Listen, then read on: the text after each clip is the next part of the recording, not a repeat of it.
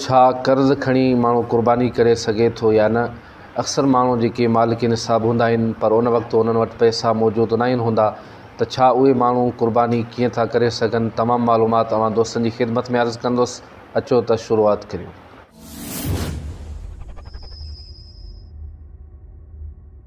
नहमदुहु व नुसल्ली व नुसल्लिमु अला रसूलिल करीम। अस्सलामु अलैकुम व रहमतुल्लाहि व बरकातुहू।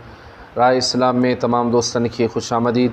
प्यारा मुस्लमान भाइरो, जेके माण्हू क़ुर्बानी जी ताक़त ऐं वसात रखण जे बावजूदु बि पंहिंजी वाजिबु क़ुर्बानी अदा नथा कनि, त उन्हनि माण्हुनि जे लाइ केतिरो न नुक़सानु आहे जो उहे माण्हू केतिरे न अज़ीम सवाब खां मारूम बि थी विया ऐं उन सां गॾोगॾु गुनाहगार बि आहिनि ऐं जहन्नम जा हक़दार बि आहिनि।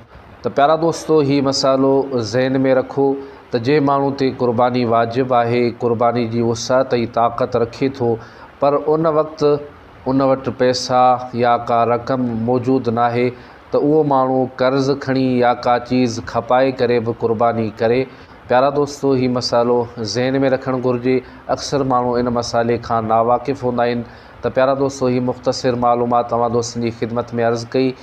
वरी नई मालूमात में तव्हां दोस्तनि जी ख़िदमत में हाज़िर थींदुसि। तेसीं ताईं इजाज़त ॾींदा। अल्लाह हाफ़िज़।